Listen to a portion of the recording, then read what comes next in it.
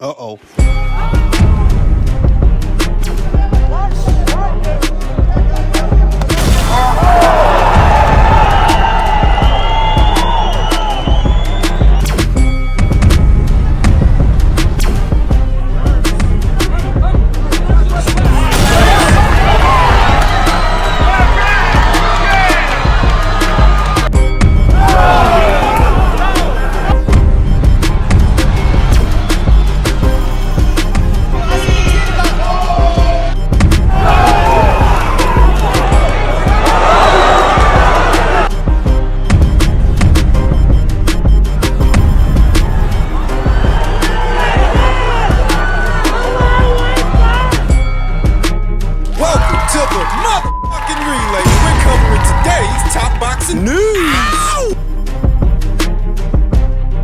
Okay, we'll start with this. The second fight, the rematch between Shernika Johnson and Nina Hughes. I went with Shernika to retain the WBA title, to win the second fight, same way she won the first, but she did a little more than that. She actually forced a stoppage. The opening bell sounds and Shernika Johnson darts out of her corner like a bat out of hell, looking to establish dominance early, and she did that. She proved herself to be the bigger, stronger fighter, backing up and backing off Nina Hughes, who tried her best to contend mid-range to inside. She just wasn't able to and resorted to excessive holding, excessive clinching, which saw her get a point deducted. It's not to say that Nina Hughes didn't land a punch here and there. It's just that Nina's punches were not having the effect on Shernika that Shernika's punches were having on her. Shernika was determined to mow her down to the point where all Nina Hughes could do to hold back the storm was try and smother Shernika Johnson's work by initiating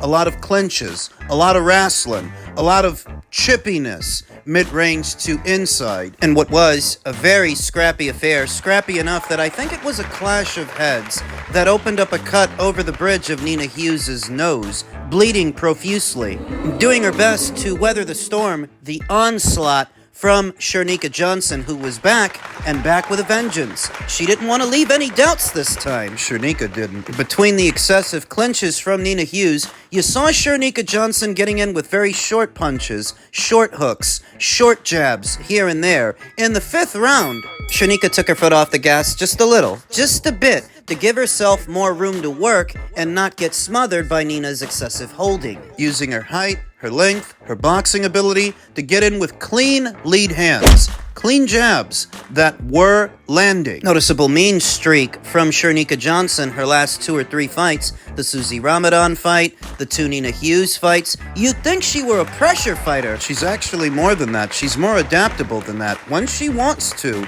she can move and punch. She can box. She's got more than one way of fighting a fight.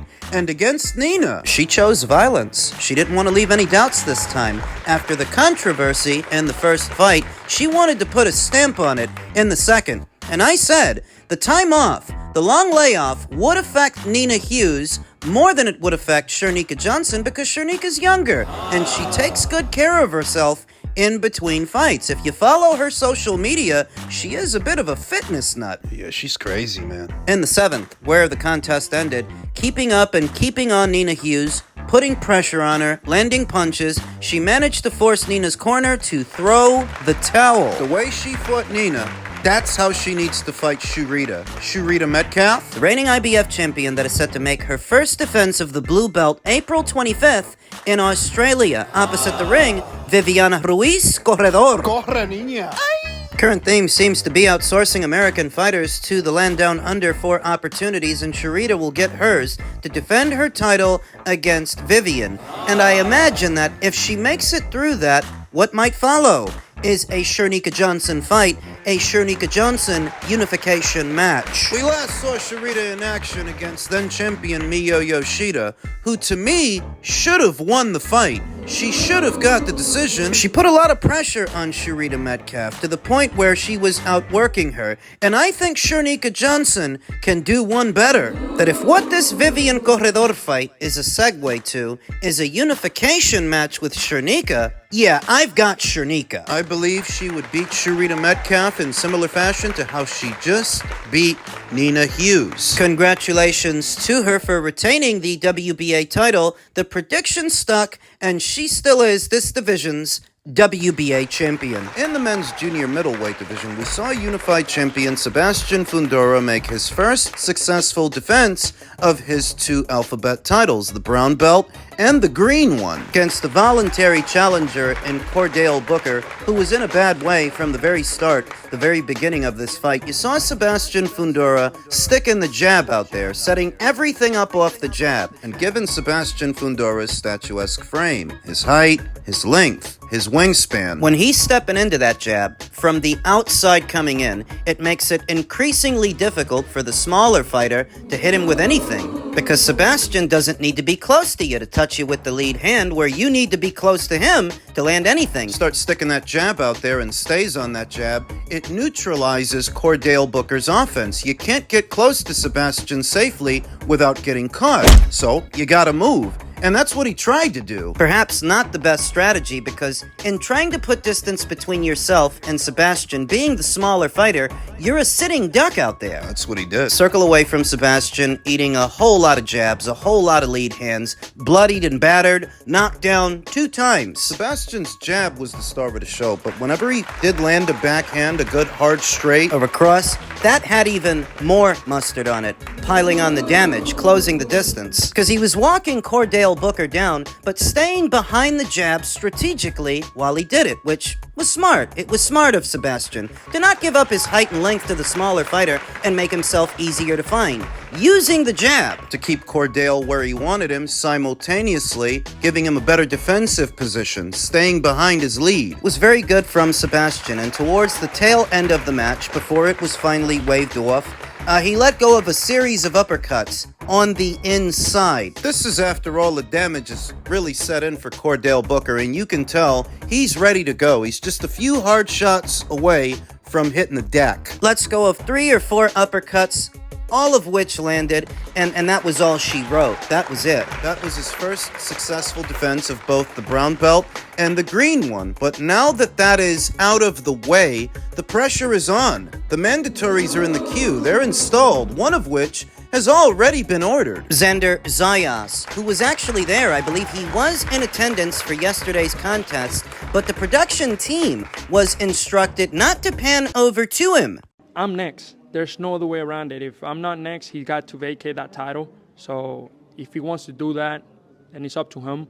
But I'm the next guy. I'm going to fight for the title anyways. If it's with him or without him, I'm going to fight for the title. But hopefully I can get, my hands on the champion. Man, there's so many guys in this division for you to make fights with. Like you and Virgil Ortiz would be an awesome freaking fight, You and Bakram, another awesome fight as well. It's stacked. Even Jesus Ramos, if he's able to get a title as well. Sir.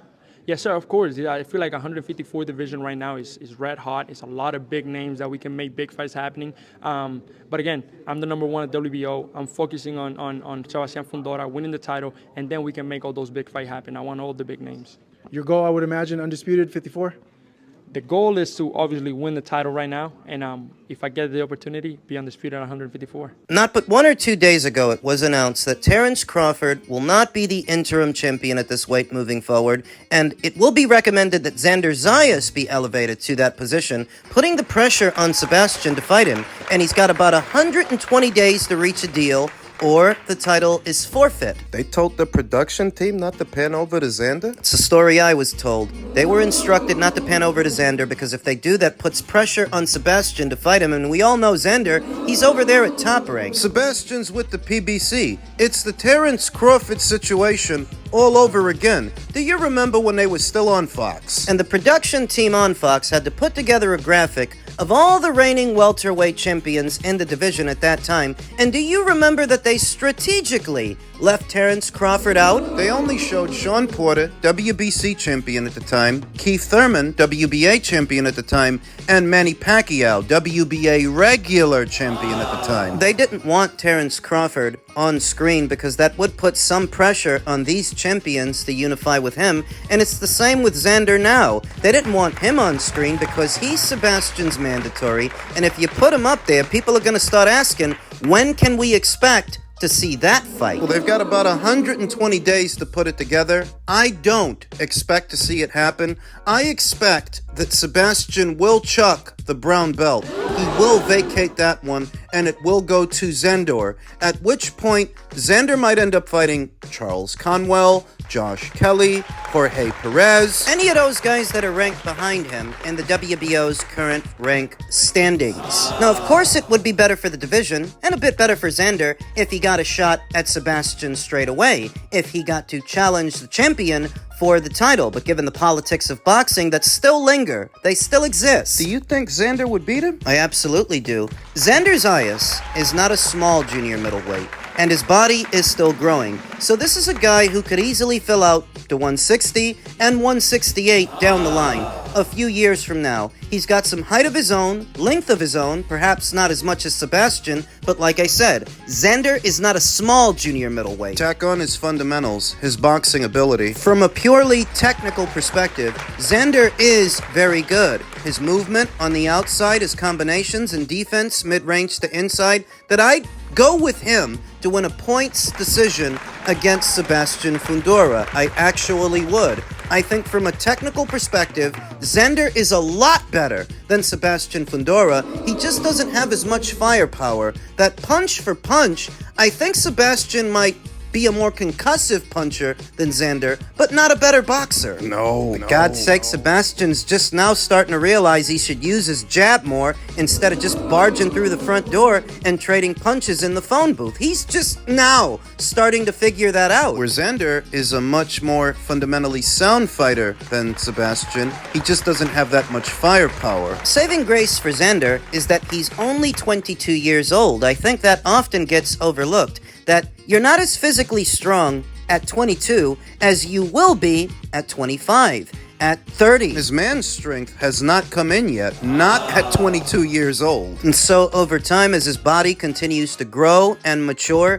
he might start landing with a bit more authority. Though here and now, at 22, I would go with Xander to outpoint Sebastian Fundora if a fight between them were staged. It's just that I don't expect it will be. I don't expect that's going to happen. I expect Sebastian's going to chuck the brown belt. Maybe he keeps the green one, but the green one comes with its own set of problems. You keep the green one, you gotta fight Virgil. Where I think that Xander Zayas would outpoint Sebastian Fundora, Virgil would knock him out. Oh yes, I would go with Virgil Ortiz to stop Sebastian if they were to fight. So this is a guy who's stuck between a rock And a hard cock. I was gonna say a hard place, but I mean, all the same, he's screwed, man. Heavy is the head that wears the crown, and if you're wearing one at junior middleweight, that paints a lot of targets on your back. The contenders, the champions. I think inside of the next 120 days, he's gonna drop the brown belt,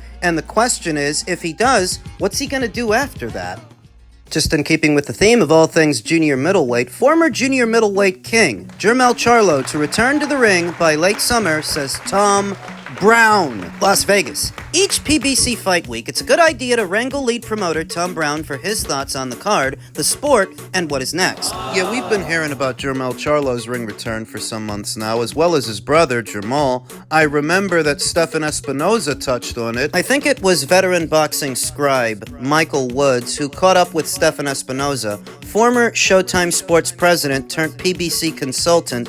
What's next for the PBC? What's new? What should we expect in the new year? And all he could talk about was the ring return of the Charlo brothers. Which is in keeping with the tune that veteran promoter Tom Brown is now singing. He's saying that Jermell Charlo should be back this year. So when Jermell moved up from junior middle up to super middle for the Canelo Alvarez fight, no one had taken his Ring Magazine or lineal status from him. That's why in some circles, he's still viewed as the king of this division because he was undisputed before he left and nobody beat him for that status. My question is, how much time has to pass and what do the circumstances have to be for that status to be rescinded? We're coming up on 2 years since his last fight, the fight with Canelo, and 3 years since he actually made junior middleweight. The last time he made it was in 2022 for the Brian Castano rematch. That's the last time he boiled down to 154. So having not fought at the weight in such a long time,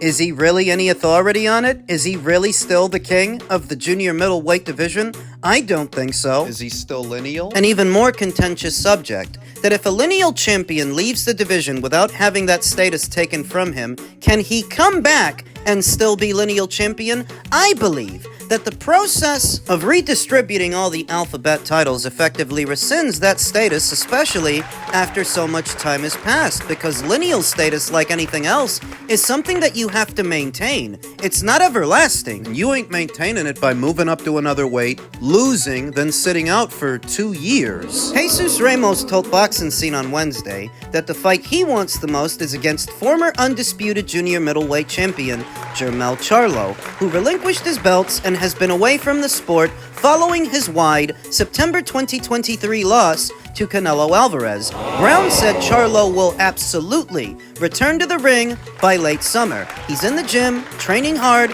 He told us he's ready to go, Brown said. Versus Ramos? Everything's on the table, Brown repeated to Boxing Scene. Jesus Ramos ain't no tune-up fight. Least of all for a guy in his mid-30s who hasn't fought in 2 years and hasn't made the junior middleweight limit in about 3. The Charlo brothers as a package have been in a perpetual state of coming back on the comeback trail for some years now, unable to get back to the fighters that they used to be. Hindsight being 2020, I don't think Jermell was ever all that good. Jermell is actually the more talented fighter of the two, the more driven fighter of the two, and certainly the more accomplished fighter of the two, but he's MIA just like his brother. I don't know how much you can expect from either of them at this point, but that's what we've been hearing, that they've been on the comeback trail for well over a year now. Is that cause for celebration? Not for Jermell. He'd be coming into a junior middleweight division that's even deeper and more dangerous than it was when he left.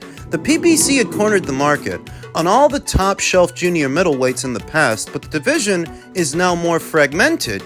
Top Rank has Xander Zayas, Golden Boy's got Virgil Ortiz, and Charles Conwell. There are outliers, dangerous ones like Sergey Bohachuk and Israel Madrimov. Jermell is 34 years old. Given the amount of time that he spent away from boxing overall, the age that he is now, and how long it's been since he actually made this weight, do you think that he can come back and rule this division? Do you think he can come back and compete? I don't think so. And that this is who the PBC is relying on moving forward in the new year to spice things up. It says a lot about the current state of affairs at the PBC that you're dusting off the Charlo brothers, hoping that they can come back and do what? Achieve the notoriety and celebrity they didn't when they were younger men? At the very most, they had a cult following. A buzz that has all but dissipated in recent years. Neither one of those guys have put on an inspiring performance in a very long time because it's been a very long time since either of them fought. Even longer for Jermell. Late summer.